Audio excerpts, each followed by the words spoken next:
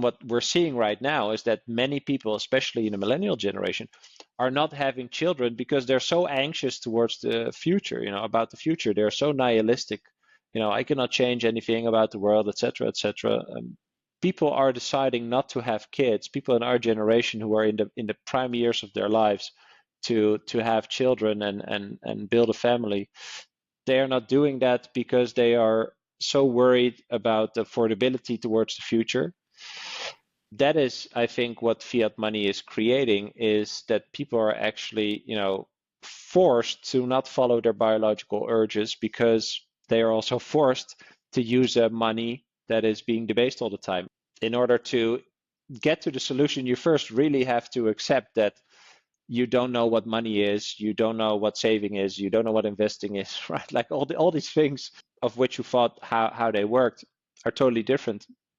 And so that, I think, is not an IQ test, more like an ego test, like being willing to accept that, yeah, you're a grown person and you have no clue about what money is. For me, that was quite a big thing. And I've seen with the people I talked with that was, one of the biggest things to realize, because, yeah, if my understanding of the money isn't true or truthful, like how it's been told to me, what else is it true, right? All right, friends, we are back for another episode of the Ben Wehrman podcast. I appreciate you very much for being here. And today we have a strong contender for the second best podcaster in the Bitcoin world today. His name is Bram Kanstein from the Netherlands. I very much enjoy your show, sir. My typical routine for finding people that I want to bring on to rant about Bitcoin with me is I go find all the other good podcasts out there and I just grind through your episodes and I just poach my favorite ones. So thank you for giving me lots of great people that I found. Thanks for coming, man. Wow, thanks. Yeah, that's a that's a very nice introduction, man. I think I'm literally doing the same as you. I love Bitcoin and I can't stop thinking or talking about it. And I also think we shouldn't stop talking about Bitcoin. So I appreciate you and I'm happy to be here and happy to chat, man. Amazing, dude. So I told you this before we hit record, but I'll give a little quick intro to the friends listening.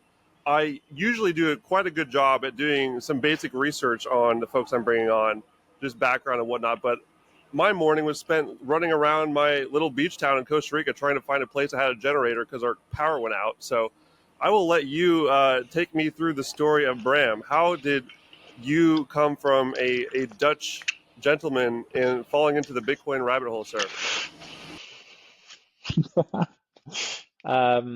Yeah, I always think where to start, but I think the best start is, I think I'm a real just like internet geek, I'm a millennial youngster that grew up with like I think one of the first internet connections in the town that I grew up in, and my mother was always very forward thinking, so she had one of like the earliest mobile phones, like the brick Motorola, and I remember we had internet very early on, and I was just fascinated by the fact that you could basically discover anything in the world. Like all information seemed to be tied together. And I just loved it, just like literally the surfing on the internet. I call that computering. Like I always loved doing that.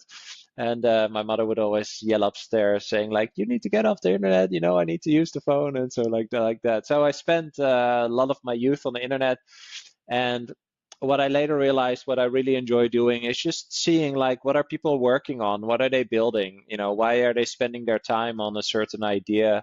It's really easy, I think, to judge ideas or dismiss something and think something won't work. But if someone is spending their precious time and energy on it, then perhaps you're missing something. And I always I learned this way later that is how I think. But when I think back about my youth, like I just love trying out new stuff. And for example, I was on Napster very early on. Later, I found out that at the top of Napster, they only had like 15 million users in the entire world. And like 15-year-old me was one of them, downloading songs. And I had like these towers with CD burners, and I used to make like my own mixtapes and stuff and sell that in school, I was a and then LimeWire host maximalist. parties from the revenue. well, after that, Kazaa, like all that stuff, like I did that, and and it's just fun tinkering around with computers, right? Like, I mean, I had a sick library of songs, like 10,000 plus songs, and my computer was fried twice, and I lost like the whole library that I had twice actually. So anyway, yeah. So I think I'm a real like internet geek. I'm very curious. I just love to learn like what are people, yeah, spending their time on, what are they building, and yeah, I mean, in to that degree, like at one point it was inevitable that I came across Bitcoin. I actually had a friend of mine that sent me a message. I think, yeah, it was like 2013, early 2013, saying like, this is something for you. And there was a video on Vimeo, which was called How Bitcoin Works or something like that. Unfortunately, this is now a private video, so I always share this story, but I cannot link to it. But it was just like a very straightforward animation that just explained like how Bitcoin worked. And at that time, I felt like, yeah, this makes sense, like a currency, a money for the internet. I always saw the internet like the little icon that it is, right? Like this network, this mesh net around the world. And so I thought, yeah, this should have a currency, and that's like one dimension how I looked at it. The other dimension was just like, yeah, I was a student. I thought like, hey, this is something to make money with. So I think I day traded for like 3 months. Eventually, one night, I remember like I fell asleep and I was just hallucinating, like seeing the charts everywhere and stuff, and just realizing I was way too emotional to trade. So I stopped doing that. But of course, I found Bitcoin, then I found the better Bitcoin, which was Litecoin at that time. I even did a presentation at a big bank after a guy who did a Bitcoin presentation talking about Litecoin. Messing around with that early Doge, whatever, just trading, just fucking around basically. And so in the end, like I always share, like I bought between 100 and 300. I sold everything at 4,000. When I look, and I felt really great. When I look back at my tweets from 2013, I have tweets that say like Bitcoin is a synthesized digital commodity that you can trade 24/7, 365 with anyone in the world. And when I read that and think about that, I'm like, damn, like I got it, but I didn't get it, So that is interesting to look back at, because I think that's the journey of many people, right? Like you find it, its number go up, that's why you get in. You look at it from one or two certain dimensions that are your interest. And it took me a lot of shit coining, well, not a lot, but like mainly ETH and like some coins on ETH and NFTs and stuff like that, where I like tinkering with technology. I like being creative, so I was kind of distracted by that. I always held on to some Bitcoin. um, but then like in 2017, I worked at a big bank in like the innovation department, and I always walked in, business district Amsterdam with my backpack and my Bitcoin pin on my backpack, and I always walked in feeling like an intruder. And one day, so I was into Bitcoin and a little bit still in the crypto stuff, and I had a lot of colleagues that were into crypto. And then like one day I had a talk with a colleague of mine, who mentioned, did you know that the money in the bank is not yours? And I was like, what are you talking about? And then we had lunch for an hour, and he explained to me, fractional reserve banking. When you put your money in the bank, you basically lend it out to the bank, and they try to make money with it. If that works out, they keep all the profit. If it doesn't, the losses get socialized on you.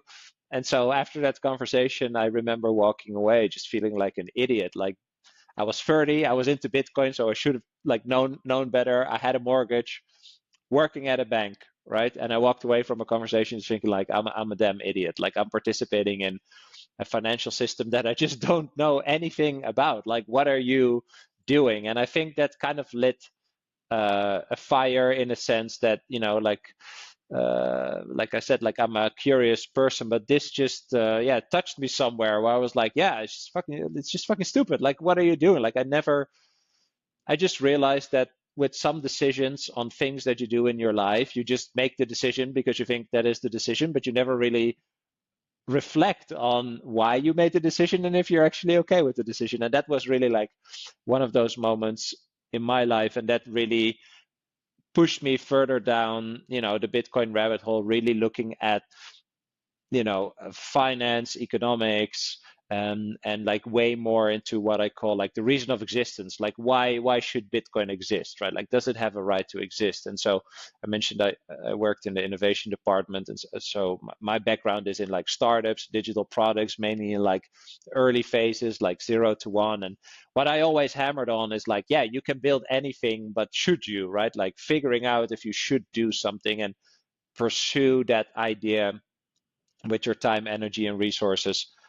That's the most important question. And so I realized at that point in 2017, like that's how I should look at it. Like, why should this exist, and what are these other crypto things doing here? And yeah, then I just figured out over time. It took me some time.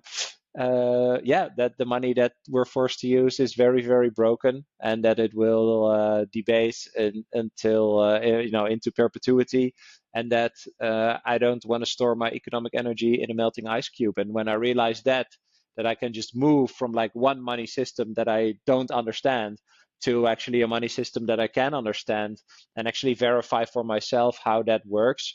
That was a pretty profound moment, and that's basically when I went all in. So I don't know if that was a nice summary, but that's kind of my Amazing. journey.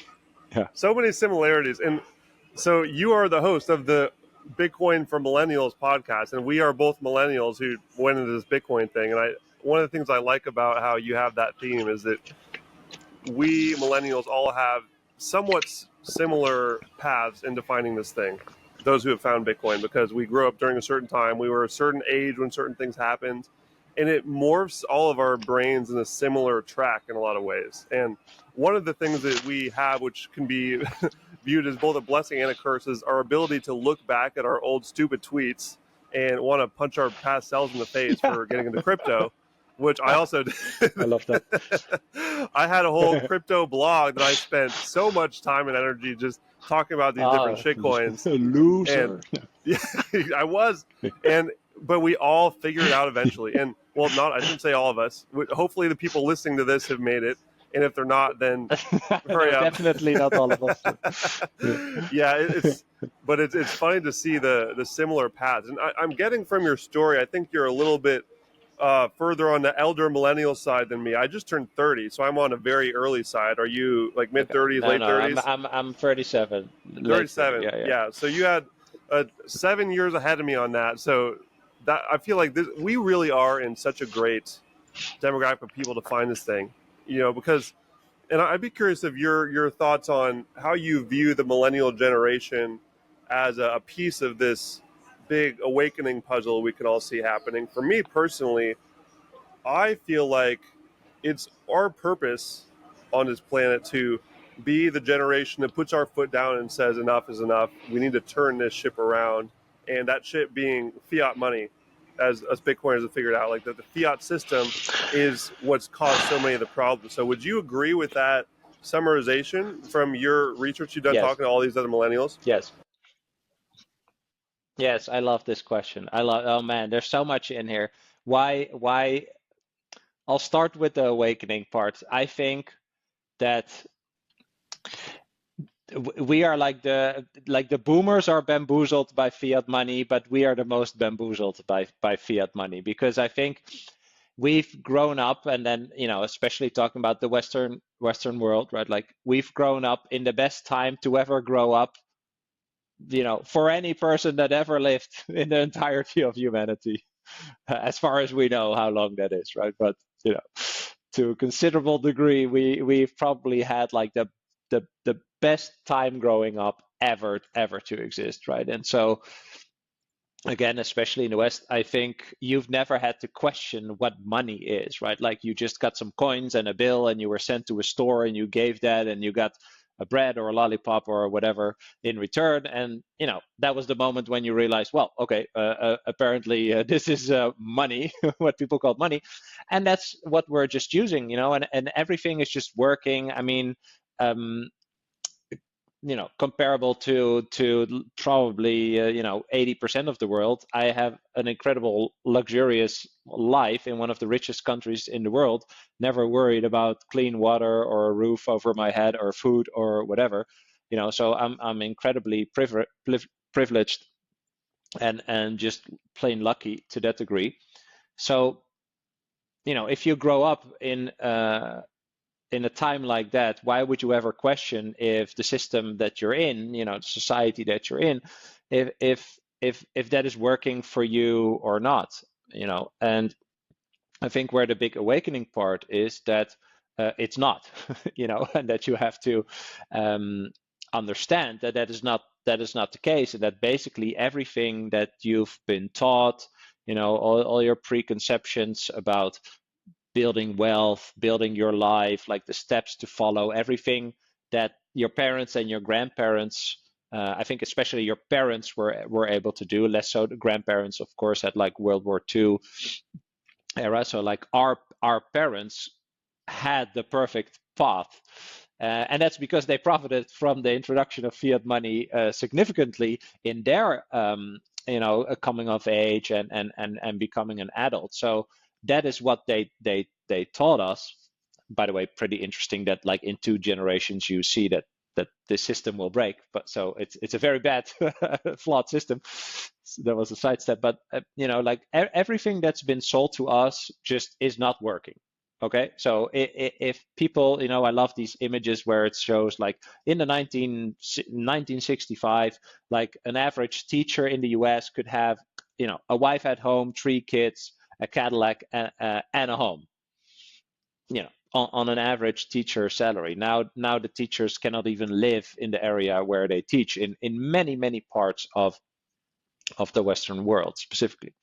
So I think where the awakening is that you have to realize that, and that was that moment for me at the bank when I partially realized this, you are not an actor in this financial system. You are a subject. You are being used to perform certain activities to keep the scam that is fiat money basically alive. It's a debt-based system, so of course you are incentivized to get a job so you can pay for a mortgage, so you can buy a home that has now become a tradable good instead of a utility good, for example.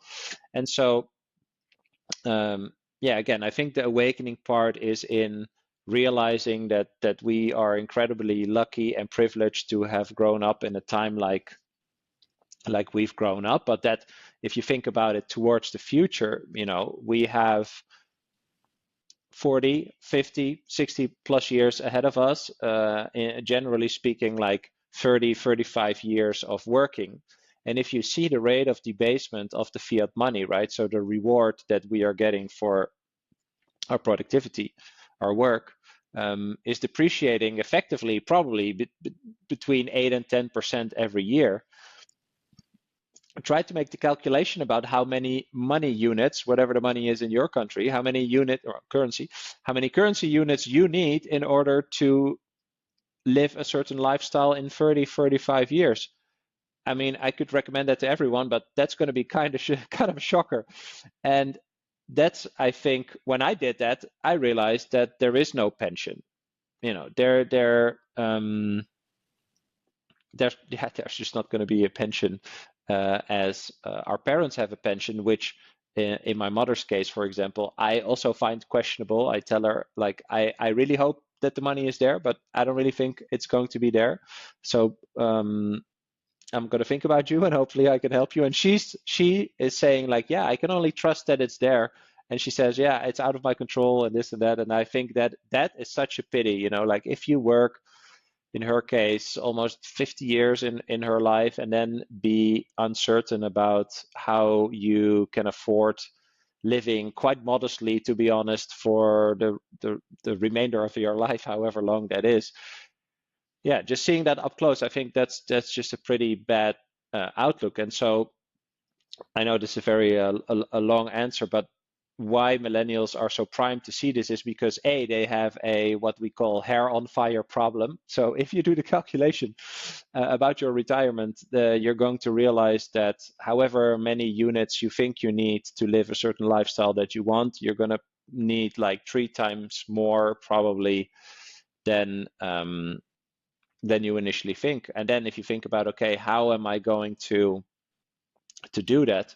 And that is, I think, where a lot of people fall into the trap of like thinking they should become money managers or investors or have someone help invest for them, right? Like, no, you should be able to just save, to live frugal, to be, well, frugal is, I think, a preference, but like to really be the owner of the monetary energy, like the monetary reward that you got for your work. And oh yeah, that's what I meant to say with being a subject, not an actor, is the fact that you can think you trade in a free way, with someone else, your time and energy for a certain reward, but there's a third party that influences the value of that reward that you're getting, and that is being programmatically debased every year. So once you go out there in the world and you take risk having a job or doing a venture, when you come home, you have to mitigate effectively, like I said, between 8 and 10% debasement each year. And that's why you are forced to become a consumer. And, so either you're going to spend it or you're going to think you should be playing the stocks game and trying to build wealth in that way. And that's actually what is helping keeping the system alive, is you just running that rat race or of trying to mitigate that purposeful debasement that is taking place, where on the other side you could think like, okay, I'm taking a certain risk, I'm trying to add value to the world in whatever way, whatever your job or venture is, and when I come home I just want to hang out with myself or my wife, or find a wife or a spouse and build a family and figure out where to live and what to do and what more to learn and whatever.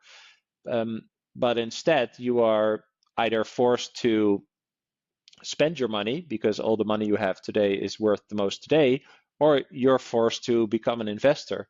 And if you just want to be diligent and safe, that is just not possible anymore. So I think that is the problem that people need to understand that they have. And then of course, yeah, you can ask yourself, what is the solution? And in order to get to the solution, you first really have to accept that you don't know what money is, you don't know what saving is, you don't know what investing is, right? Like all these things that you thought, of which you thought how they worked, are totally different. And so that, I think, is not an IQ test, more like an ego test, like being willing to accept that, yeah, you're a grown person and you have no clue about what money is. Like for me, that was quite a big thing. And I've seen with the people I talked with that was, one of the biggest things to realize, because, yeah, if my understanding of the money isn't true or truthful, like how it's been told to me, yeah, what else is it true, right? That's perhaps a different conversation, but just realizing that you have to take ownership of the decisions that you make, and that when you realize that you never thought about taking what to do in taking that decision, that you have to reflect on it.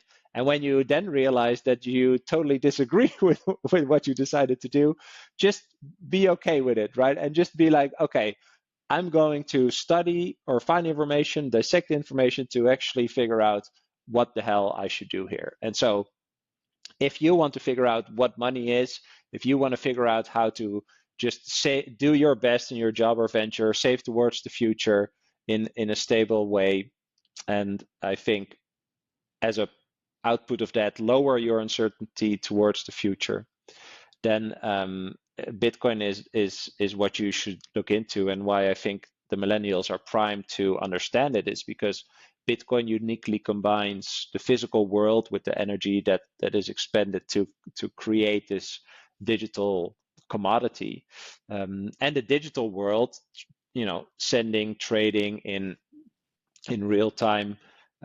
Yeah, it's like the perfect merger, or like the last product of physical and digital combined into one. So yeah, I know that was a very long answer, but I hope that was helpful. We love those. We love them. And since you have a generation name in your podcast, I'm just going to throw you all my generational questions here. It's perfect for it, because I think this is such an Yeah, go for interesting it. part of this story. I had Brandon Quittem on recently for a second time, talking about the fourth turning, you know, how these generations tend to follow these cycles. And I think it's really fascinating to look at this, and it helps us get a much clearer picture of what's happening and also predict how things will happen in the future.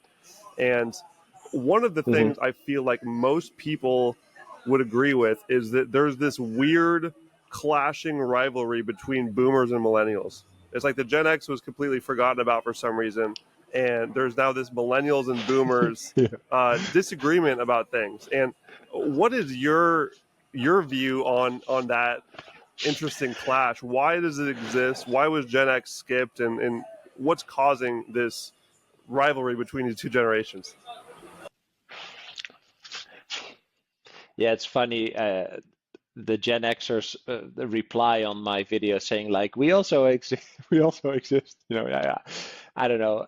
Maybe they even had it easier than the millennials. But I don't know. Maybe that's not. Maybe that's the thing you're trying to do here. But yeah. So I think that millennials are seeing that what has been sold to them, it just isn't working.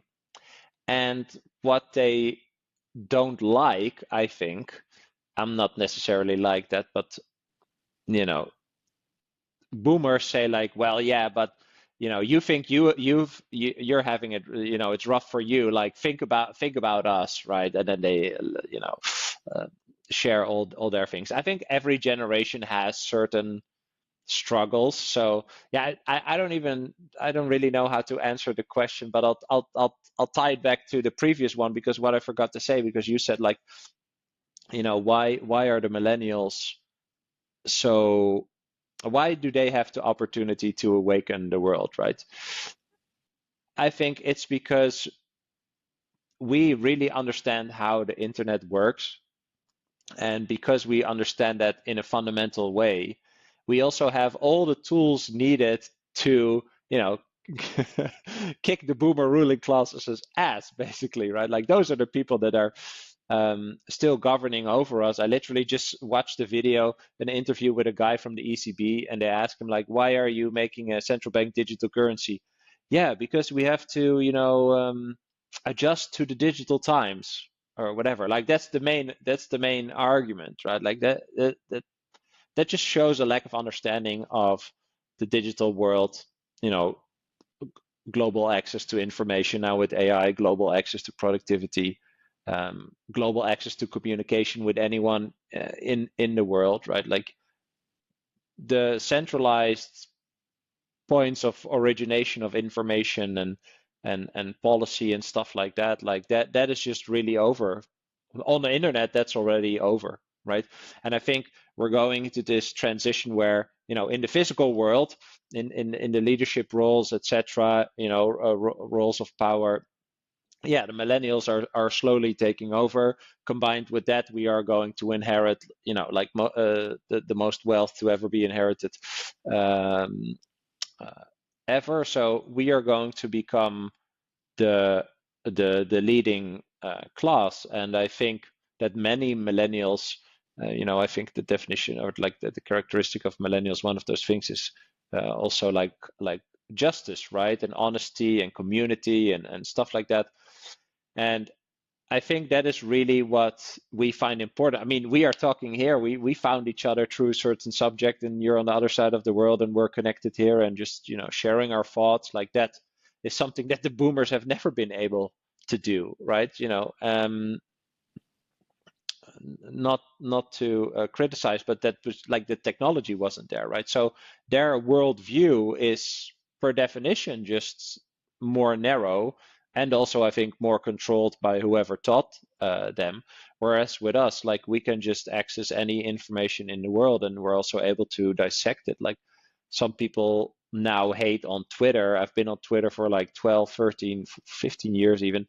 I would pay 500 euros a month for Twitter. Like that's my access door to the world, to people, to real time things happening, Um, and so I think what the boomers, and to a degree also Gen X, have to realize that information wise, we've already won, like community wise, connection wise, like um, I've had so many times that I learned something on the internet from someone that you know knows what they're talking about, and then like 2 months later, I see it in the mainstream media, and I think like, yeah, you're behind, and speed is becoming more and more and more important. I think, especially with AI, like if you can build anything, yeah, I think coming 10 years are going to be crazy, but you know if you don't learn about this, you will fall behind, and then that is just basically it. So again,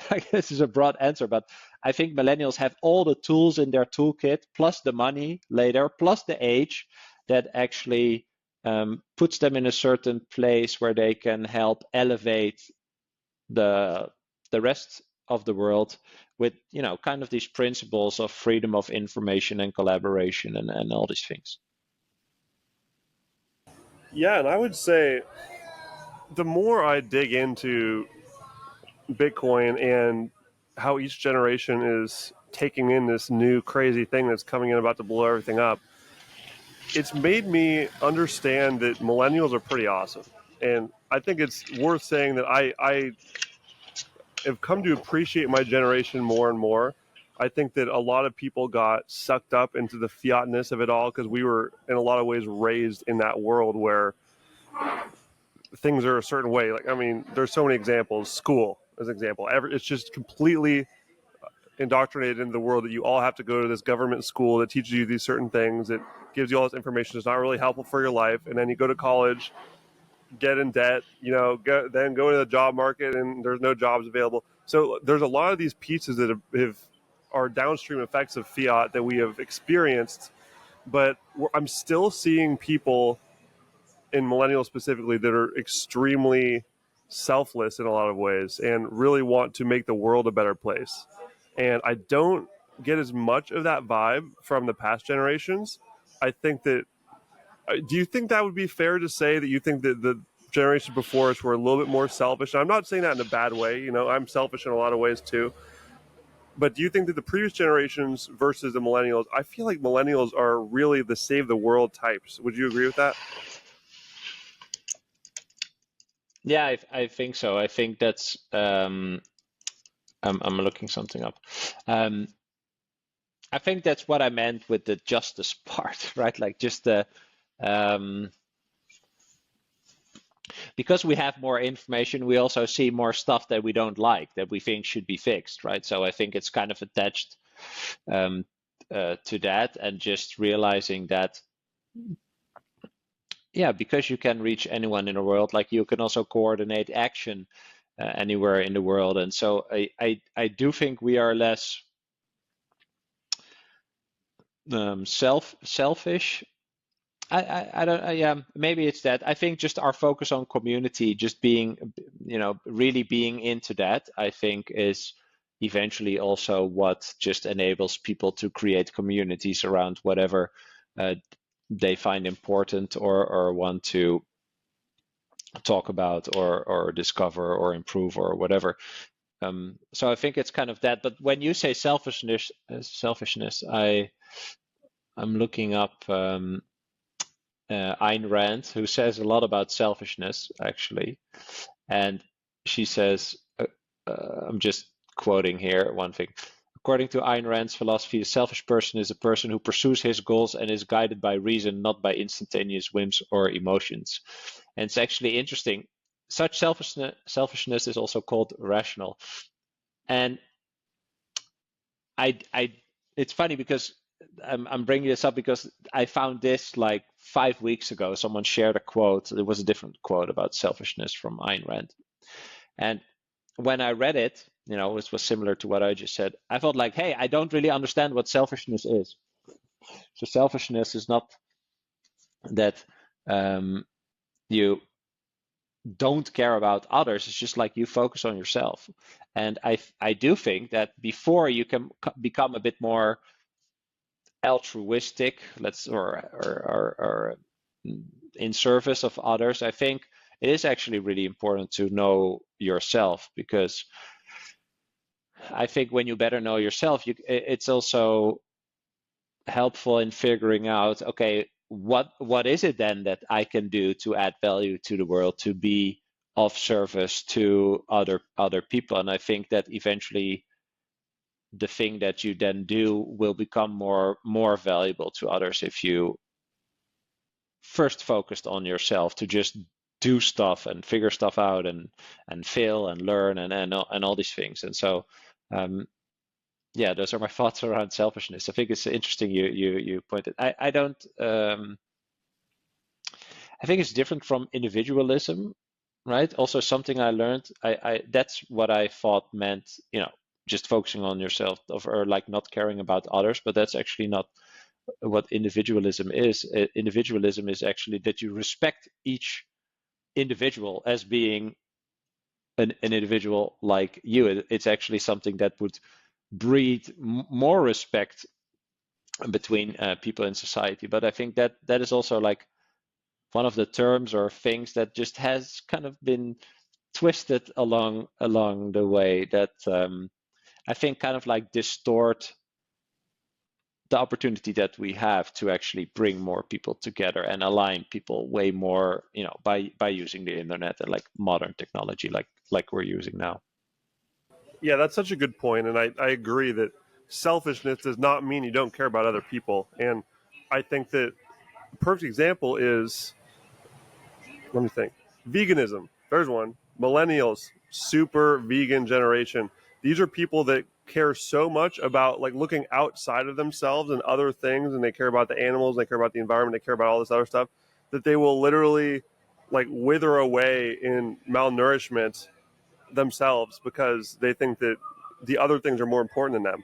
So it can be used in such a way that it becomes a weapon used by the bad guys outside can realize these people don't have selfishness, so we can take advantage of it. So we need to have a balance of selfishness, taking care of ourselves, protecting ourselves and our loved ones, while also having that broader view of the world and wanting to make the world a better place. And I think a big part of it is just understanding it starts from that first level of your family and yourself, but also spreading love and light and knowledge for other people to find that same path. And I think that's good. Is there anything you would add to that? I feel like this is something that I do sense that millennials are starting to figure out too. We're seeing trends on social media. There's more, trad wifey content and people promoting families being super cool. Where when we were younger, it wasn't that way. I think when Instagram was young, it was purely just a highlight reel. It was the peak of feminism, I feel like, where it was saying, don't have kids, go work a job and pay taxes. And I'm seeing that shift. It seems like people are starting to kind of collect themselves, and millennials are sort of leading that shift in what the zeitgeist is showing us. What do you think about that? I kind of threw a lot of things out there. I think that aligns with what I said about, understanding that the way that information permeates into the real world or through and to the real world is the virtual world, is the internet, and the internet, if you think about it in a way that it's pure democratization of information, the world is a battlefield of ideas and eventually ideologies, right? But of ideas. And so if you have a free marketplace of ideas where and this is eventually, I think, also a nice tie to Bitcoin, where we can look up the numbers maybe quickly. I'll try to be quickly, like how much data is shared on the internet daily, something like that. So if you think about the world as a battlefield of ideas, and then just think about like, okay, on the internet, like how much data is there shared every day, right? Or I'm thinking about how many hours of YouTube videos or like podcasts or whatever, right? So I just quickly Googled, says like 402.7 million terabytes of data created each day. Each day. Okay, I'm scrolling down just to see if there's like YouTube or yeah, this is just data, but like how many hours of or proportion of internet data traffic daily, 53% video, 12% social. Okay, so video is over half of all the internet. And I mean, video, I don't like we want to are know how doing, much is I porn. think uh, probably a lot. But the point is, you can discover that too. So I think the I'm losing track. The Can you remind me of the question again? I don't even remember anymore either. Um, how That's millennials okay. we're shifting the way that we're like consuming and producing content to be in like a more positive direction. Oh yeah, And yeah, yeah, yeah. So if yeah, I got it. So if the world is a battlefield of ideas, right? And there are many ideas released on the internet every day, and it's a brutal free market of ideas, right? Good ideas will still, you know, come to the surface. Things that people really want are not ephemeral on the internet. Like they keep coming back. You know, so sidestep Bitcoin is a random idea released on a random internet forum 16 years ago, and now it represents over $2 trillion in value. So is that a good idea or not? If you think about the insane amount of ideas released every day on the internet, so 16 years after this was released, it's still alive. And I think it's similar with what you're mentioning about the content that people are making. They call it like trad or traditional whatever. No, like it's just a good idea. It's something that enough people want so that it just stays in the zeitgeist. It goes up and down with attention. But and again, I think that's an interesting tie to like money and Bitcoin. I mentioned when I talked about money, the uncertainty towards the future. And this is really, I think, my core understanding of Bitcoin. And I got this partially from Safety Namus, who talks about like time preference, right? So if we all don't know how much time we have in our lives, right? Like it's absolutely finite. Like we could be dead tomorrow, and that's the same for everyone. So we have a certain uncertainty towards the future, and so that's the same for everyone. But with the reward that you get for doing, or applying your productivity to the world, you get a reward, and you can use that reward to save that in order to spend it in the future on something that is created by someone else's productivity. But if that thing that you're saving towards the future is losing its value all the time, then you actually increase your uncertainty towards the future, which makes you more focused on the now, but not in the good way. In the bad way, as in, if I cannot save towards the future, if my uncertainty towards the future grows, and below that is the fact that, and I said that before, but all the money that you have today is worth the most today, then you're also incentivized to just spend it today on stupid stuff. And like I said before, becoming a consumer instead of a builder. Because if you want to be a builder, you have to have capital to lower your uncertainty towards the future. So you can actually use time and space and take some risk in order to build something.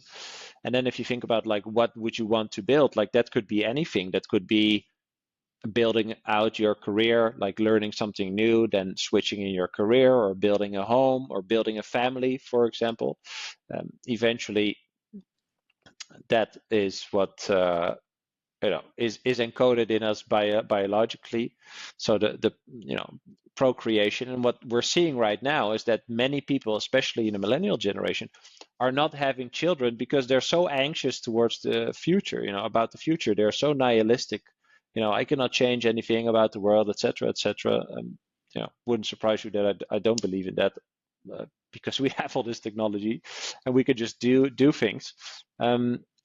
People are deciding not to have kids. People in our generation who are in the prime years of their lives to have children and build a family, they are not doing that because they are so worried about the affordability towards the future. That is, I think, what fiat money is creating, is that people are actually forced to not follow their biological urges because they are also forced to use a money that is being debased all the time, a money that is not organically chosen. It's purposefully it was created like this to fuel a certain debt-based system. But now that we're seeing that people are not having children because they are so uncertain about the future, you also see that the ideas that you talked about, the whole the traditional ideas about families and stuff, like they are coming back because people want that. Like people are yearning to have something like that, but the current situation with the money that's broken and being debased all the time is showing them that that is not possible anymore. And I think again, a long answer, but you like long answers. This is the problem that everyone has. So the problem is not only that your money is being debased effectively 8 to 10%. There is no pension. You won't have enough currency units to pay for whatever the life is that you want to have right now.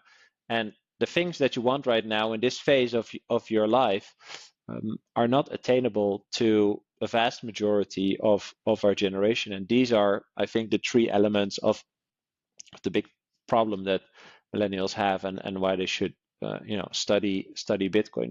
We can get into why that's a solution, but I think it's because of that, because of the realization that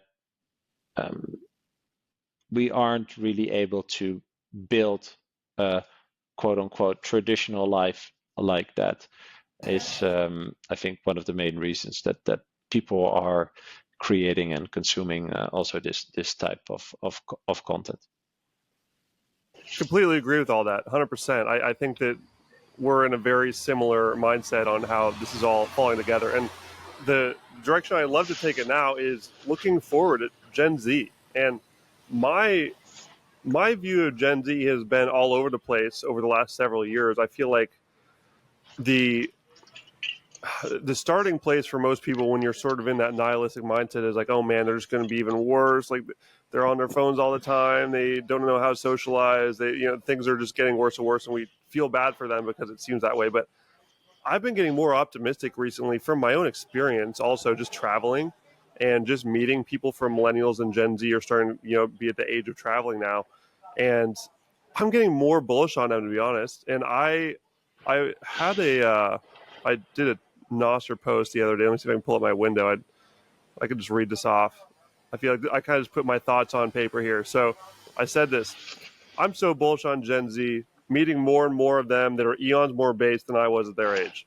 They really have been born into a super divergent landscape where you either become a totally antisocial, screen-addicted soy slob, or you become a gigabase in record time. Highly dependent on the parenting, of course, so it's largely a second-order effect of millennials, Gen X getting their shit together.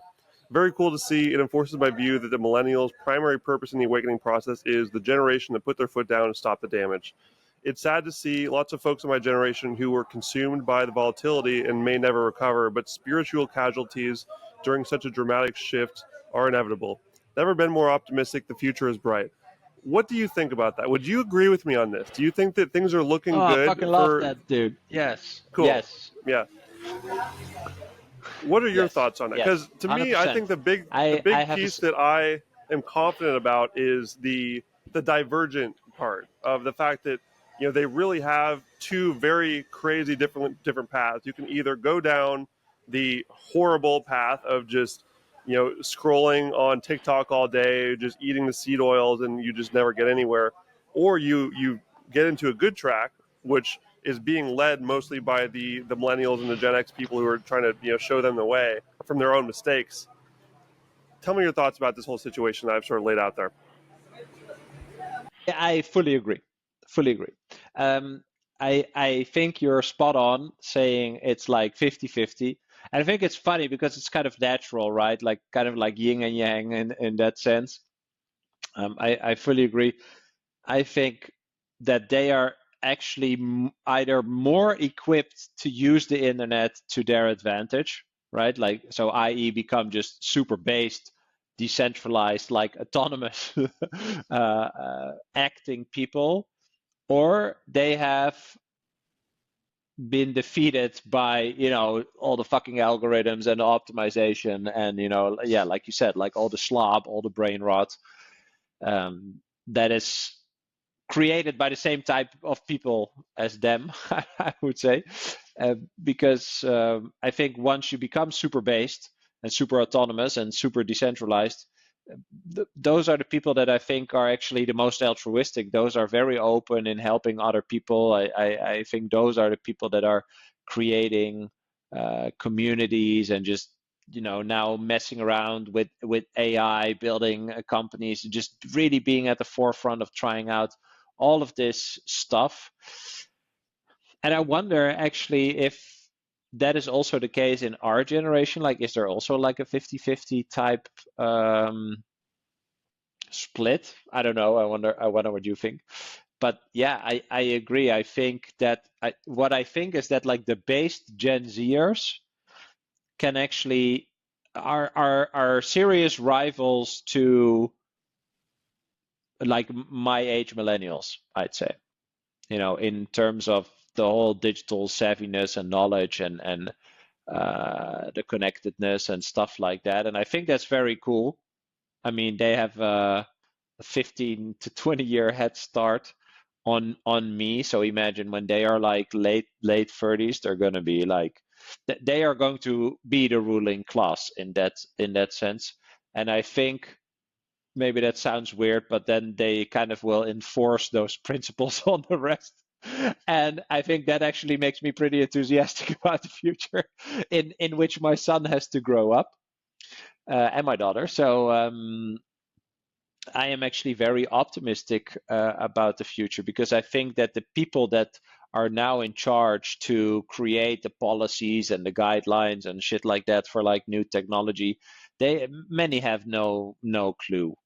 Right, they have no clue. Like I said, like the whole example of CBDCs and stuff. Like they just have no fucking clue how it works. Like really, you should go on WhatsApp and open like the communities tab and then look up European Central Bank or EU and then look at the content. That's gonna be fun. Like I'd love to see the What comments even here. is But that? like Is that these people, like people posting from the yeah, EU exactly, or people posting about it? Okay. No, it's the EU's community communication channel on WhatsApp. And each message has like 50 likes. No one cares. No one cares. And if you think about, I'll tie it to Bitcoin. Bitcoin is the network state already. I can come to fucking Costa Rica and I can stay with you. And then I have a friend who lives in New York that you then go to and stay with him. If I have some fucking stage 4 crazy cancer tomorrow, I'm with a doctor in wherever who's a Bitcoiner in 5 days. That already exists, and we can do that. So the boomers in charge and the Gen Xers in charge do not have that, and so I think that's our edge. And I think the Gen Zers have that even way more, right? Like they have friends from fucking Fortnite or whatever, so they are even more connected in that way. So I literally I don't made know if I friends tied it playing Call of together there, Duty. but yeah. Yeah. It's so funny how the video Yeah. game angle, especially for guys, because guys play video games more, it just sort of pulls our brains in more.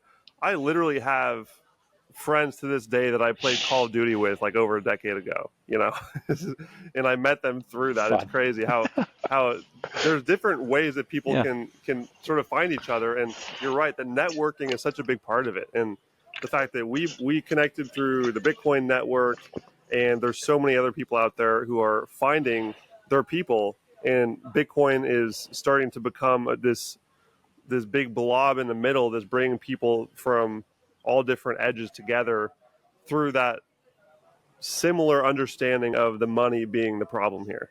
And it's so fascinating to me how all these different things all are connected to that. But it makes sense. I talked to Joe Bryan earlier today, who did that awesome "What's the Problem" video, and he brings up during that video just how the money system is the glue that holds everything together. So when you find people that are in Bitcoin, Hmm. you're going to inevitably find other people in these different areas that, like you said, can help you in different ways because they're able to specialize in the things that they're actually good at, and they don't have to focus on being a stock trader or splitting their energy up in all these different places.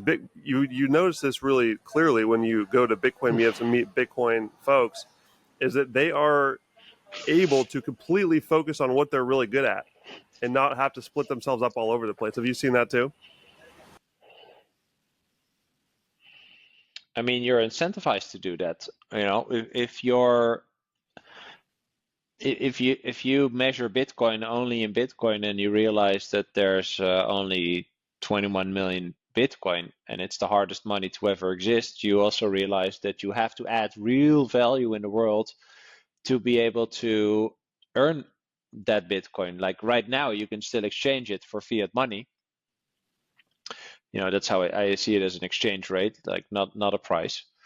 And the people that understand that are positively incentivized to figure out what am I here to do? You know, how do I add value to the world? And I think also that will continuously accelerate. And I I think the word acceleration, like just they're like accelerate in my ideas around all this stuff is the fact that it's only going to accelerate. Like every technological process was an acceleration or like condensation of energy in like a smaller unit, which accelerated like the development of the next technological advancement after that. And it's also, I think, that many technological advancements couldn't exist without the one before that. You can apply that in many ways, right? Like even the printing press, creating books, spreading knowledge, you know, people becoming more creative, etc. Then, you know, going on to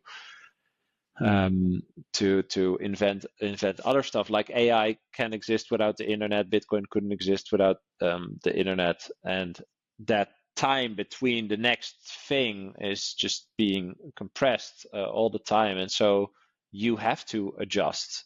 And I think that will eventually become more and more clear. Perhaps that's also part of what you can call the awakening. Is like you're going to be forced to really, really think about, you know, how am I living my life? What am I doing here? What is going on? What do I want to do here? You know, what am I good at? What do I enjoy? You know, how can I bring value? Like all these um, introspective questions that I think in a time up until now, especially like 90s and 2000s and 2010, so let's say 30 years, I think it was everything was way more outward, you know, from consuming to you know, the whole social media stuff, and you know, how people portray themselves there. And I think there's kind of like a shift. So like in the 30 years before the 1990s, right?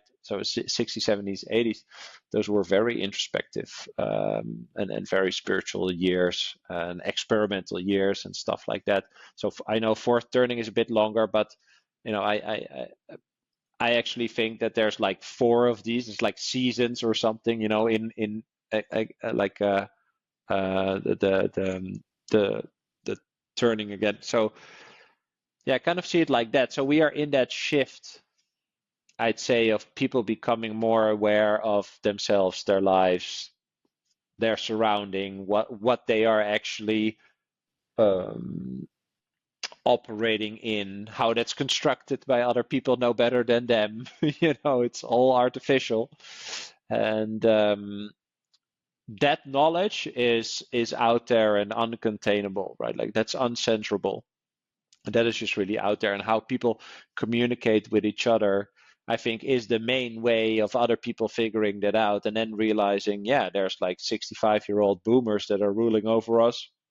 They don't even know how to turn the computer on. So what the fuck? I need to do something about it, and I can actually do something about it. Although I think that still many people, because they don't understand that the money is the problem. Again, I didn't understand that, you know, before. But if money is the reward for any work that anyone does, you can also argue that the quality of the money creates the incentive that motivates to do the work, and that incentive can be bad or can be good, right? So everything that you think is a problem in the world is a problem because the money is broken, and that is really, I think, the core thing that people need to understand. That as long as you don't understand that, you will keep pointing fingers to whoever is the villain of this year, and you're going to protest and set up tents or occupy Wall Street and shit like that, or against the 1%, or all that stuff, Extinction Rebellion, all that stuff. As long as you're pointing fingers, you don't understand the problem, because the problem is the money, and the easiest thing that you can do is just move to another money. You just sell the bad money with the bad incentives, the soft money with the bad incentives, for the hard money with the positive incentives, and that's literally the only thing you have to do. And then you just chill and wait, basically. And so, yeah, I really wanted to share that, because I think that many people in our generation and also in Gen Z are very, finger pointy. But there's actually a thing that you can use to really crumble, the ruling boomer class that is has their power over you. And they have no clue. They don't even know Bitcoin exists, right? Like, you can just do that, and they will fuck it up anyway. I think what I saw today, 30-year treasuries in the US are well above 5%. Like, this is a flaw. The fiat money system is a flawed system, fundamentally flawed system that can only exist if we allow it to perpetuate. And if we just abandon it and just move to another money, it's just gonna implode, and then we win.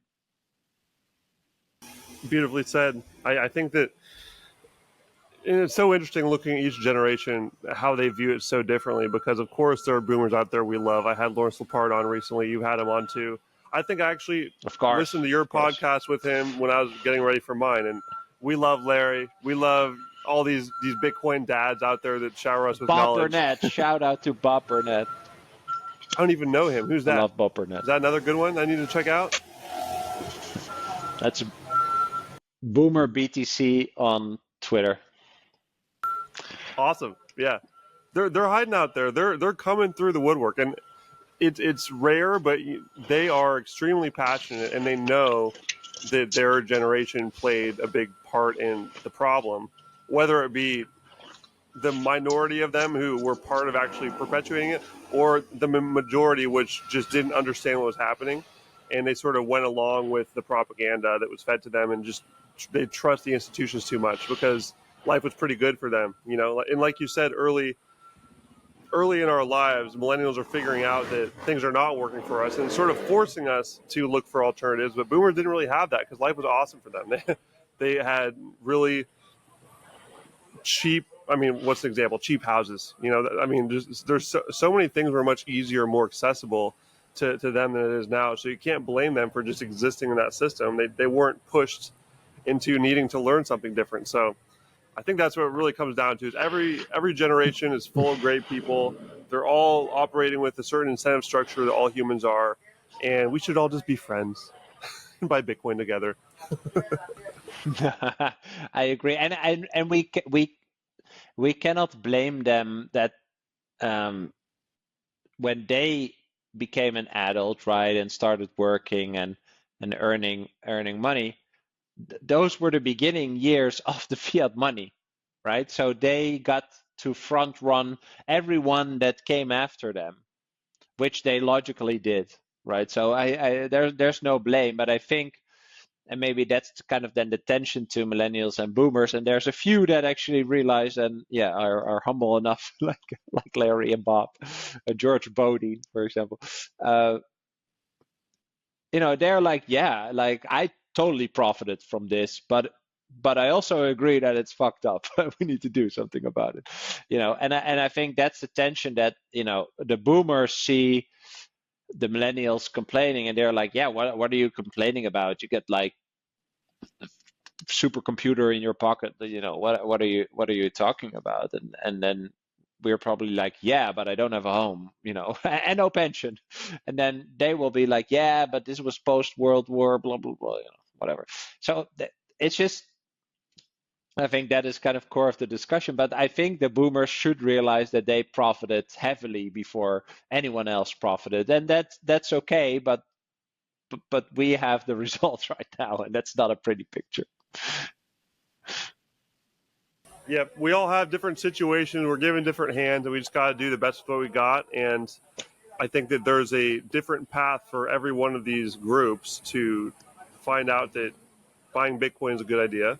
It will help make things better for the future. And I hope we can all agree that the most important thing is to create a better future for future generations. And this is something that even the most brainwashed boomers I know would agree on. They just have a different idea for how to do that, which we would believe is wrong most of the time. But we all want to make a better future. So I think that that's why Bitcoin education and just beating people over the head with the Bitcoin standard, maybe, or introducing podcasts like mine and yours that help bring people maybe a little more softly through the steps. So, speaking of that, you used a really good term I liked earlier, which was uncontainable knowledge. So, podcasts are a great way to do this, and your podcast is a fantastic resource for people. So, where can people go to find your podcast and continue learning more of your work for Bitcoin for Millennials? Yeah, so the easiest way to find it is on YouTube. You can search for Bitcoin for Millennials, or my channel is called Bitcoin Bram, and I publish on YouTube, Spotify, Apple, Fountain, so you can find it anywhere you listen to a podcast. And then I'm mostly active on X, and my handle there is BRAMK, so BRAMK. And that's the best way to keep up with what I'm currently thinking about Bitcoin. Check out the podcast. I hope people can find some value in it. Yeah. Beautiful, man. I know I will be. I'll continue going through your episodes, listening to those, and finding more new guests, because you have so many great people on there, which is what this is all about. Just getting all the best voices together to share their knowledge. So appreciate all the work you're doing, man. Appreciate you joining me today. I think we can finally limp to the finish line with my internet cutting out every 20 seconds. Somehow that we made this work. So we'll call it there, man. It's been a pleasure talking to you, sir. Thank you so much for joining me. Awesome, man. Likewise. Thank you.